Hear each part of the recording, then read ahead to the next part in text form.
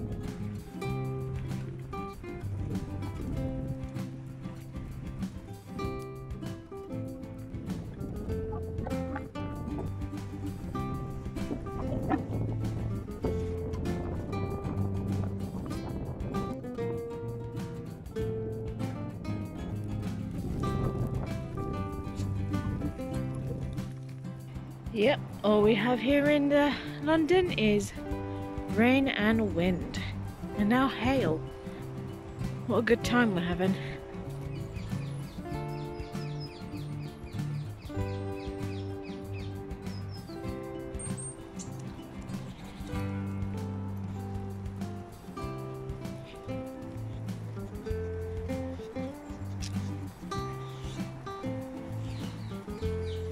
Well, this used to be all fields. Now it's whatever the council's pet project is.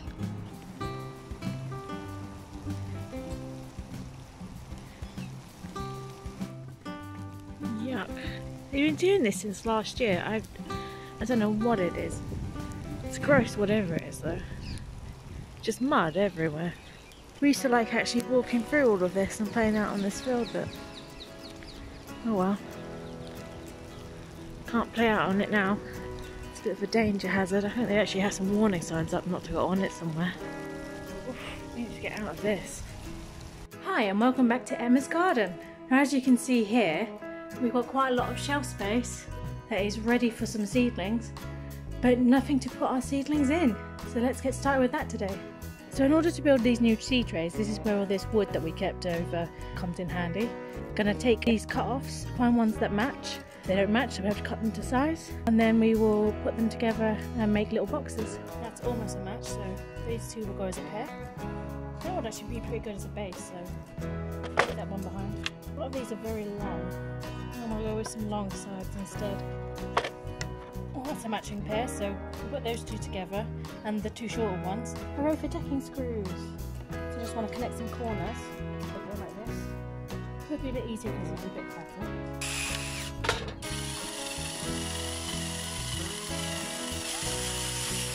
Hello, cat. Not looking for perfection. Never going to get that with me anyway. Got the dyspraxia. Well, to me it looks like a curve rather than a straight line. At a corner. So we'll just make the other one up like this as well, and then we'll stick them together.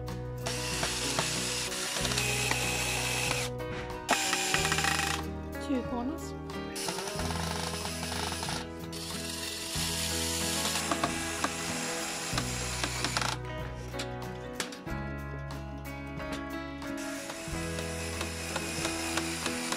And that's it, that's one of the seed trays out the shelf. We just need to put a bottom on it now. To make the base, I'm going to be using these scrap crate pieces. Quite lightweight, so still usable to carry around pretty easily. Oof, this wind is cold. It would be better if I did this on the floor, but I'm being stubborn, like a bulldog. And I've gone and done this without actually measuring these out and cutting them out first. Probably shouldn't do this. Tray number 1 is done. So I'll just do a few more like this. And up here we now have an array of seed trays boxes ready to go. But first I have to line them with cardboard to help with retaining the water in there, stopping any spillages happening. And I've also brought out a few of the plastic trays from inside the shed. You're having a sulk, are you? What's the matter, sweet pea? So this is what I'm going to be making my potting media out of. I don't normally use this Coca-Cola here, but I found a load of it in the shed. Coconut coir, you can just use this on its own. However, I no longer use this. It used to be pretty good when I didn't have the garden, just because it's so lightweight and it comes dried out like this, so you can store it. And when you wet it, it does expand quite a bit and becomes the soil. Some pros about coconut coir. A good medium to use because it is organic, it's made out of coconuts. Because of the way the fibres are, the roots can travel through it a lot easier, so you get these stronger roots going on. And because it does dry out quite nicely, it stops you getting root rot, which can be a bit of a problem in soil if it's, you know, oversaturated for a long period of time. This will kind of stop that kind of happening. However, because of that, it does have some cons to it. So you need to water more often with the coconut coir, as well as it doesn't have any pH balancing that you get with soil. So when you are watering and feeding, which you have to feed quite a bit because it doesn't have its own feed in it, you need to make sure that the liquid feed and water is to the correct pH of the plant, which can be a bit time consuming, which is why I stopped using this, because I was having so many issues with plants getting nutrient problems because they weren't being able to absorb the right nutrients, or they were over absorbing nutrients because the pH level is just completely off all the time. This is why I stopped using this. However, when mixed with soil, you get some of the water retention and root benefits, but with pH balancing that you get within soil. So this is just everyday normal compost. This is perlite. It looks kind of like cat litter, but it's not. I promise you, it's basically volcanic rock and stuff. Again, this is really good for water retention. You get a bit of aeration because of the pebbles are dispersed throughout, and this will help lock in some moisture. The roots like it. I'll use this even around the garden in general, in the beds everywhere. This is just a really good all-purpose thing. This here, what looks a bit like dusty vomit, is actually blood, bone and fish. This is a good fertiliser. I normally don't use fertilisers in potting soil with seedlings, just because, you know, they're really tender at that stage. You don't want to overdo it and end up with a load of nutrient burn going on. But this stuff, a little bit in, is pretty good because it helps with root development. This will help them develop some strong, nice roots in there. So this is what I generally use with my potting mix, though I normally don't use this, but I will use these three all the time: soil, perlite, fish, blood and bone. So this is just a bonus this year. Though I still suggest this as a nice mix-in. It does work as a good mix-in. So to get your coconut coir going, you're just going to want to break this all up as best you can. Usually these have some good breaking points in them. That'll do. Then you just want to pour in a load of water. This is just water from the rain barrel, so it looks a bit murky. The plants like it. A lot better than using tap water, especially in a hard water area like London. There's a lot of chemicals and minerals inside tap water, and it can oversaturate the plants with it. So you're better off using rainwater a lot of the time, even if it does look a bit murky. So now I just want to let this sit for a while. Turn it every now and then, give it a bit of a stir once in a while, and it should just start expanding on its own. It'll absorb all of this water quite easily. You know, see it's starting to go a bit muddy. This will take a little while, so I'm going to leave this alone for a few hours and get on with something else. You enjoying your cushion in the nice warm greenhouse where it's all cold outside? Alright, so I'm making some paper pots here.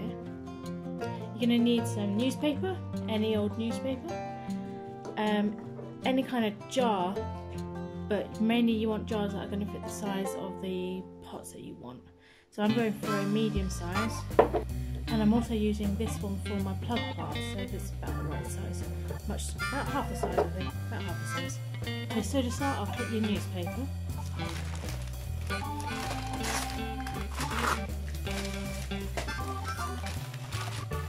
I'm going to get up a couple of pages, like so. To do the medium sized ones, you're going to put this into half. This is the Metro, back when May was still a thing. So you get it roughly in half, and then just tear it down. So now you've got these two pieces. And they're going to be nice and long like this. You want them nice and long for a medium size, because you want it to wrap around a couple of times. So nice long, 2 pages, but in half. Get your pot in there, put your jar. Don't worry about it being too even. The gist will do. Roll it along. Sort it out a little bit at the end. Push your pot in a little bit. You want like a decent amount of size to do a fold over. So I usually start off at the seam here, just to give it the extra stability. Fold it in like it's a Christmas present. I'm terrible with Christmas presents. And then slam it down, twist it a bit at the bottom so that it will stay a bit more firm down. Don't worry about flicking up. Then you're going to pop your jar out. Don't worry if it's a little bit stuck in there, give it a bit of a push, don't worry. The paper can handle it. Just give it a hand here. Again, find the seam. You want to fold it over.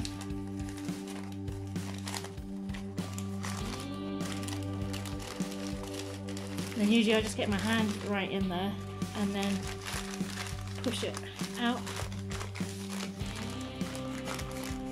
And voila, pot.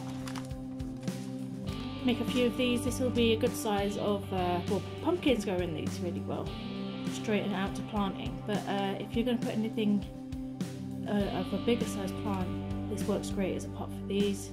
If you want it for smaller plants, and then they can stay in the pot for longer. You don't have to worry about planting them out so quickly. So for my blood plant side, I'm going to take this half piece that I've already done, fold it in half again.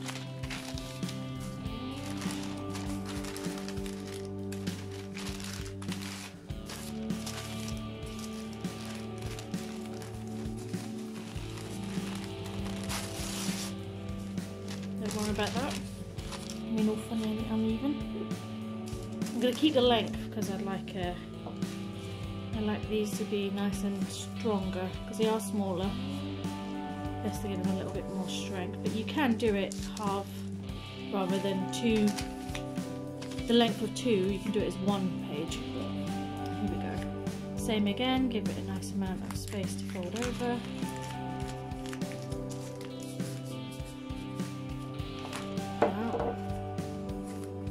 That's what she said. Fold in, use your fingers or your hand, whatever you can fit in there. And there you go. Plug plant size. Now one good thing about using the paper pots is the paper will absorb a lot of the water that you put in there, so it'll keep the soil a lot moist for longer, and they will biodegrade nicely when you just plant them straight into the ground. There used to be a worry about the ink getting into the soil, but they don't use that ink anymore.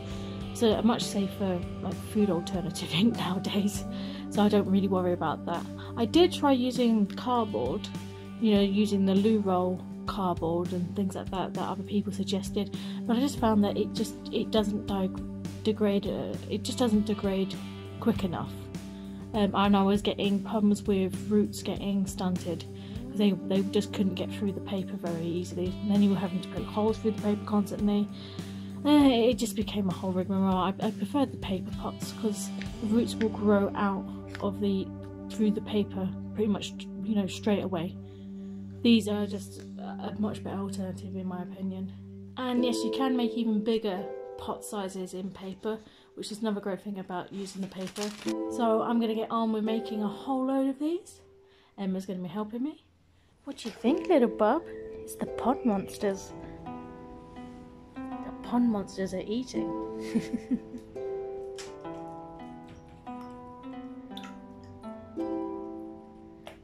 Oh, they are ferocious today, aren't they? They're ferocious today. Ooh.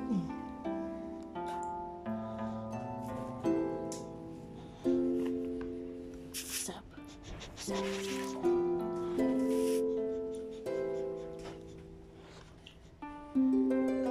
And here we are, the final product of coconut coir rehydrated.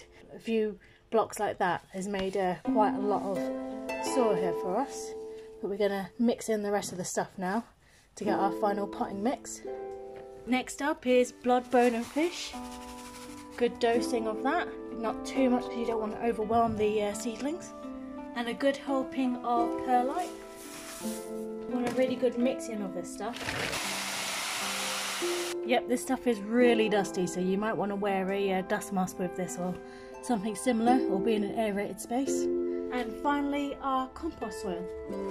Want a good healthy dosage of soil in this.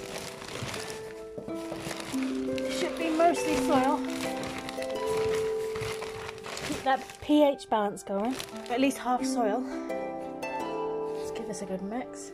And as you can see here, we have a nice mix up of the different mediums. The richer colour of the coconut coir mixing in with the soil, the perlite and the powdered form of the fish blood and bone.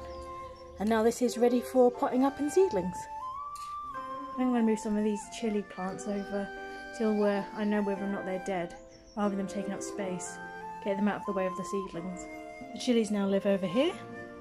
These potatoes are really starting to go in this bag here, so I'm going to have to move the strawberries out. And here comes the orange blossom.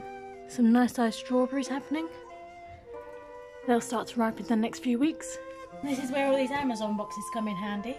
And that'll help keep the bases moist, so they won't dry out too quickly. And if I do overwater them, it will absorb a lot of the water and stop any kind of root rot happening. Just going to dump a load of the potting soil into this now. Get it good and filled up. There, that looks like a good even spread. You don't want it too deep, you don't want it too shallow. Just enough for the seedlings to grow in here. They'll be transplanted once they get too big for this. The cardboard is another reason why we don't need to worry about the gaps here in the box, because it will just cover that over and nothing will slip out. And the kind of cardboard that you want to use, do not use cereal box cardboard. Anything that's got plastic coating like a cereal box, because any of that plastic is going to get into the soil, and then it's going to get into the plant, and then it's going to get into the food, and then you're going to end up eating plastic. Now this one doesn't need any cardboard lining in it because it's going to be filled with the paper pots, which we have plenty of. So I'm going to take my pots, they're cramming full of soil. Don't worry, they can handle a lot, even if they are just paper.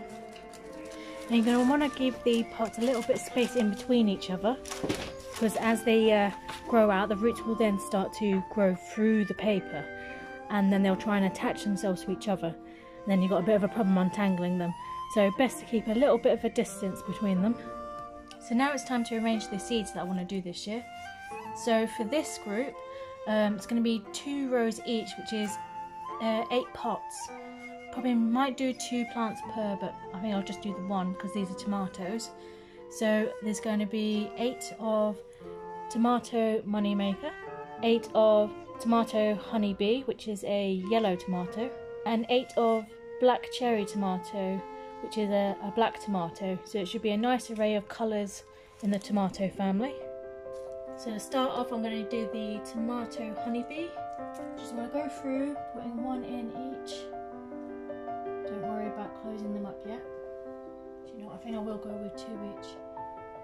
Just because you never know what you're going to get. Always separate them, as long as they're not too close together, or one will devour the other. Next is black cherry. Again, I'll put 2 in each. And last but not least, moneymaker, which is the easiest red tomato to grow. It's going to have an in-between size. On the large side, but not too large, often used as a salad tomato. It will literally grow anywhere in anything. Good thing about tomatoes, you don't have to worry about over-fertilising them. I've literally had them growing in horse manure when nothing else would grow in it because it was too rich. And they always make an abundance of fruit. Now we just want to cover these over, give them a bit of soil on top. Pat it down a little bit, not too firm. easy for them to grow out. And it's so easy that they end up coming out and strangling themselves on their own seed shells. I've seen that happen more than once. Now, just so I know what these are, I'm going to mark them with some lollipop sticks and a Sharpie pen, or any kind of permanent marker, waterproof marker will do. Even a pencil, actually.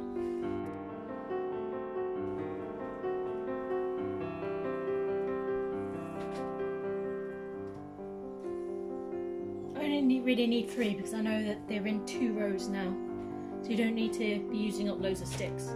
Now I've got to make sure to moisten these so that the seeds will drink in all of that and expand and then start to develop. Otherwise they'll just sit in there dry as a bone and not do anything. This is a smaller box, so it's only containing 8, so that'll be enough for my pepper sweet YOLO wonders. I'm only going to plant 1 each of these. My experience with peppers has always been a bit rocky, mainly because they always seem to get eaten by slugs. Slugs absolutely love baby peppers, so you've got to protect them with your life. Let's cover these over. Yep, I spelled pepper wrong, but I ran out of space. Shame we didn't have any yellow pens, but blue will do. Another good thing about growing too many things during this whole lockdown thing is there'll be plenty of food if we do starve. So yay! Only 6 this time, but I'm going to be doing green bush courgettes in these. Another big seed, almost the same size as butternut squash seeds. So these needed a slightly bigger pot anyway. Cover them over. Be a little bit firmer with these ones because they are a bigger seed. So they do need a bit of pressure to get themselves up and get their seed coats off. Again, you don't want them to be coming up too close to the surface because they won't pop their shells properly and they end up strangling themselves. Leaves can't escape. Not what you want. Couldn't fit the E, but you can read it still. Also going to be using some of these plastic trays to hold some of the paper pots as well. Keeps them all together. I can water them easier. I want to spread these out again. That'll do. For this group, I'm going to be doing 2 rows. There's 8 pots of cucumbers. 2 rows, 8 pots of cucumber melons. 2 pots and 2 rows of cucumber lemons. Cucumber, melon and lemon are just something I saw and I thought looked interesting, so why not give them a try this year? Start off, let's put in our cucumbers, 1 each. Now cucumber plants will produce a ridiculous amount of cucumbers per year each, so for, you know, a small family, maybe 2 will be enough. I'm growing quite a few because I like to give mine away quite often. Next up is the cucumber melon. Little tiny seeds compared to the standard cucumber. Drop a couple of extra each in because they're so tiny, and I've never tried these before. And last but not least, the cucumber lemon. Lemon and melon, they sound so alike when you're trying to say them. Oh, these are nice and big like the normal cucumbers, so I'll only do 1 each of these. Oops, this one down the side I think. Yep, there it is. So like before, we want to now cover these over.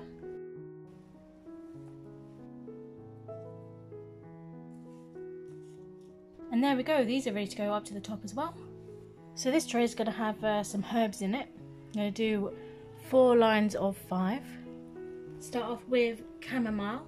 So these are little tiny seeds, so I'll just sprinkle a few in. Quite a few in these little pots. These seeds smell really nice as well. Smell like chamomile. Next is feverfew. Little small seeds again.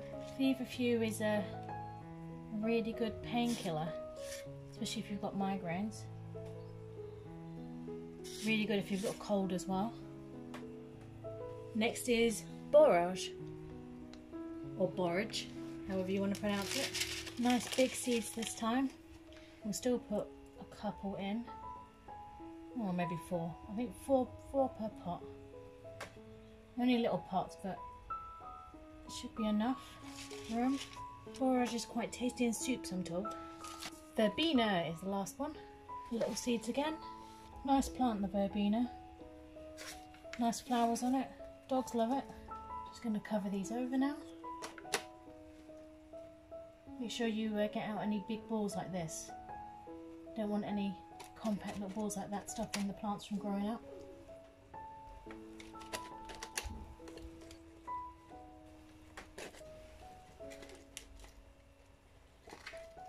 I'm using this shipping box here to do my pansies using the smaller paper pots. These will be plug size, so they'll be ready to go out quite quickly. I've put in a separator using the cardboard again, so that they won't get confusing which is which, because there's 3 types in here. The pansy Jolly Jokers, the winter pansies, and 3 rows of pansy masterpiece Roccos, which is a nice mixed colour batch. Let's put in the Joker pansies. Let's just only sprinkle in a very small amount. I don't want them growing too close together. Pansy plants can get quite big when they fancy it. Got lots of winter pansies. My last batch of winter pansies though, I bought them as plug plants. Did not really do anything over winter. They seem to have just turned out to be ordinary summer ones. And finally the masterpiece Roccos.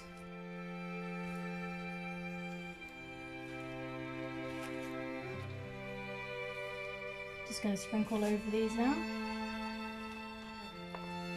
Only little seeds, so don't want it too deep, and they'll never find their way out.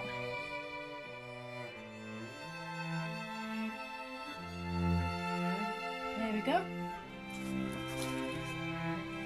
I'm going to fill this long one up now with marigolds. Lots and lots of marigolds. So this one is Sherbet Fizz. Just sprinkle these in. All over this patch. Pot Marigold Pacific Beauty Mix. African Marigold Kilimanjaro. Legion d'Honneur Marigold, I cannot pronounce that. Tagetes Padula Marigold. Crackerjack Marigold. Fiesta Gitana. Something a bit different, Galadaria Goblin, not a marigold. Just going to split the seeds a little bit. A little bit more spread out there. Just need to know where the gist of them are, rather than exactly. Cover them over. Lightly pat them down, firm but not so firm that they can't get out.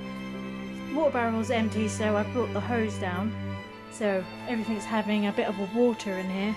The fish absolutely love to play with the hose. They think it's a good laugh, it's like a water slide to them. That's the goldfish there causing the bubbles, because they keep blocking it with their bodies. So up here on the second shelf in the roof, I'm going to be putting lettuce, rocket and spinach in this one here. I'm just going to leave them in here throughout because I'm just going to be picking them as I go. So they should be nice and happy up here. It's nice and warm for them. They've got a big amount of space to make me some salad. Over there is going to be carrots, radishes, that sort of thing. And that's our potting all done. We've got quite a variety in here now.